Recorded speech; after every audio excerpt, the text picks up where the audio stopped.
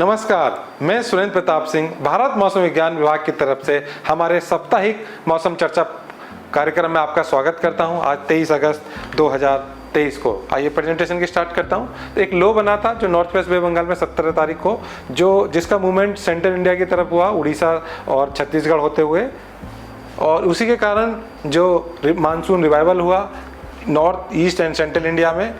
Week condition 5 से 15 तारीख तो वीक कंडीशन थी, उसके बाद रिवाइवल हुआ मानसून का, और मानसून ट्रफ जो था वो अपनी नॉर्मल पोजीशन पे रहा 18 से 22 के बीच में। और नॉर्थ वेस्ट इंडिया, स्पेशली आप बात करेंगे वेस्टर्न हिमालयन रीजन, उत्तराखंड और हिमाचल प्रदेश, उत्तर प्रदेश और ईस्ट राजस्थान में heavy to very heavy rainfall देखने को मिली, और एक दो जगह पे कहीं कहीं एक्सट्रीमली हैवी रेनफॉल भी मिली, स्पेशली हिमाचल प्रदेश और उत्तराखंड में देखने को। और इसके कारण लैंडस्लाइड भी हुआ हिमाचल प्रदेश में, जो हमने देखा पूरे वीक में 1-2 दिन, और heavy to very heavy rainfall हुआ ईस्ट एंड सेंट्रल इंडिया में, जो 17 और 20 तारीख के बीच में रहा।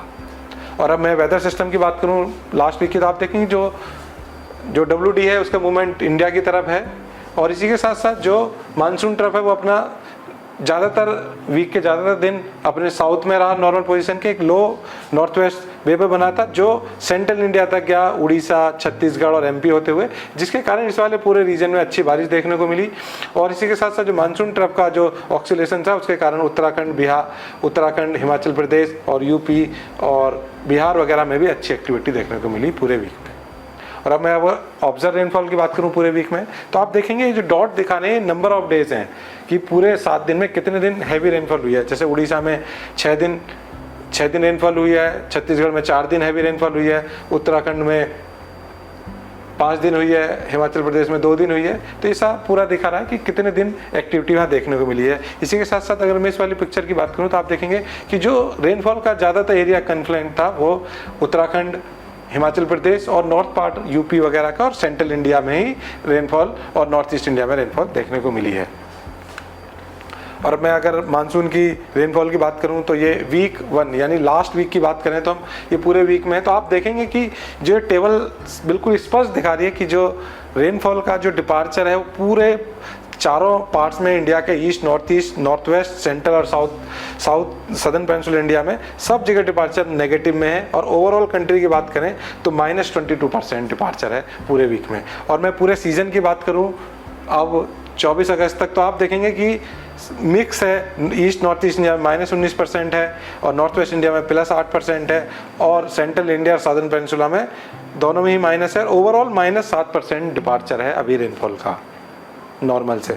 और मैं आज के वेदर की बात करूं, वेदर सिनॉप्टिक सिस्टम की बात करूं, तो आज के मानसून ट्रफ है जो उसका वेस्टर्न एंड है वो अपने नॉर्मल पोजीशन से नॉर्थ है, और ईस्टर्न अपने नॉर्मल पोजीशन से साउथ है। और इसी के साथ साथ 3 साइक्लोनिक सर्कुलेशन जो पाकिस्तान, उत्तर प्रदेश और सब हिमालय वेस्ट बंगाल पर देखे जा सकते हैं, और एक WD भी पाकिस्तान के ऊपर देखा जा सकता है।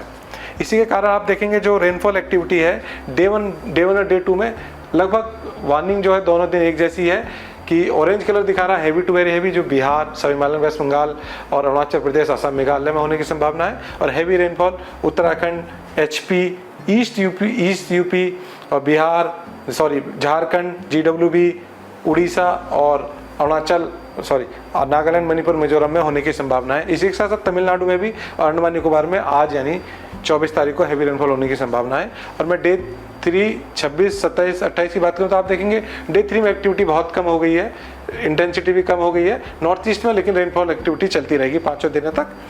और ओवरऑल पूरे वीक की बात करें तो आप यहाँ देख सकते हैं कि जो एक्टिविटी कन्फाइंड है वो इस वाले रीजन में ही है, और पूरा जो ब्लू कलर है वो दिखा रहा है कि इस वाले रीजन में एक्टिविटी पूरे वीक में देखने को मिलेगी। इसी के साथ साथ आप पूरे बाकी हिस्से में देखेंगे सबड्यूड रेनफॉल एक्टिविटी जो है, जो कम वर्षा हो रही है, वो पूरे हफ्ता देखने को मिलेगी।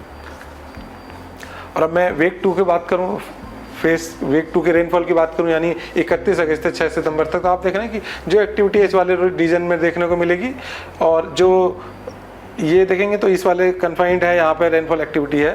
तो आप देखेंगे वेस्टर्न एंड जो है मानसून ट्रफ का वो नॉर्थ रहेगा नॉर्मल पोजीशन के, जिसके कारण एक्टिविटी यहाँ भी आप देख रहे हैं कि कम देखने को मिल रही है। और ईस्टर्न एंड जो अपने साउथ में रहेगा, जो एक्टिविटी यहाँ देखने को मिलेगी, जिसके कारण आपको heavy to very heavy rainfall कुछ जगह पे ईस्ट नॉर्थ ईस्ट इंडिया में देखने को मिलेगी, और heavy rainfall southern peninsular India में देखने को मिलेगी। अगर मैं ओवरऑल बात करूं तो normal to above normal rainfall जो north east, east and adjoining central India में, और नॉर्मल रेनफॉल जो है वो most part of southern peninsular India में, महाराष्ट्र को छोड़कर जो आप देख रहे हैं कि माइनस में है, रेड कलर है तो यहाँ नहीं होगी, और बिलो नॉर्मल जो पूरी बाकी जो बचा हुआ हिस्सा है वहाँ बिलो नॉर्मल रहने की संभावना है। अब मैं साइक्लोजेनिक्स की बात करूं, डिप्रेशन की, तो आप देख रहे हैं कि कोई भी अगले 15 दिनों में कोई भी डिप्रेशन बनने की संभावना नहीं है पूरे नॉर्थ अरेबियन सी में, नॉर्थ सी में, नॉर्थ इंडियन ओशन में। और अगर मैं एमजीओ की बात करूं तो एमजीओ जो अभी जो आज की जो सिचुएशन है, एमजीओ फेज 1 में है एम्पलीट्यूड 1 के साथ, जो कन्वेक्टिव एक्टिविटी के लिए फेवर नहीं है इंडिया के लिए, जिसकी वजह से रेनफॉल एक्टिविटी भी कम हो रही है इंडिया में, आप देख ही रहे हैं। डे 2 में फेज 2 फेज 3 में जाएगा वीक 1 में, लेकिन एम्पलीट्यूड इसका कम होगा तो कोई इंप्रूवमेंट नहीं होगा कन्वेक्टिव एक्टिविटी में, लेकिन उसके बाद वीक 2 में ये फेज 4 और 5 में जाएगा, लेकिन एम्पलीट्यूड 1 से कम ही रहेगा। कन्वेक्टिविटी होगी लेकिन बहुत ज़्यादा नहीं होगी, थोड़ी बहुत रेनफॉल देखने को मिल सकती है।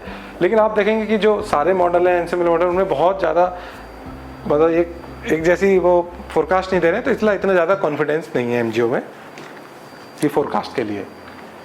और ये आप हमारी वेबसाइट है mausam.imd.gov.in, लेटेस्ट इन्फॉर्मेशन जानकारी के लिए आप उसको विजिट कर सकते हैं। इसके साथ साथ कुछ ऐप हैं, जैसे मौसम ऐप है, लोकेशन स्पेसिफिक फोरकास्ट वार्निंग देती है, दामिनी ऐप है लाइटिंग अलर्ट के लिए, मेघदूत ऐप है एग्रो एडवाइजरी के लिए, आप उन्हें यूज़ कर सकते हैं। इसी के साथ साथ बहुत सारी सोशल मीडिया प्लेटफॉर्म है जहां हम कंटिन्यूसली अपडेट करते रहते हैं, जैसे फेसबुक है, ट्विटर है, इंस्टाग्राम है, यूट्यूब है, ब्लॉग है, आप वहां भी हमें फॉलो कर सकते हैं। आप सभी का बहुत बहुत धन्यवाद मुझे सुनने के लिए। नमस्कार।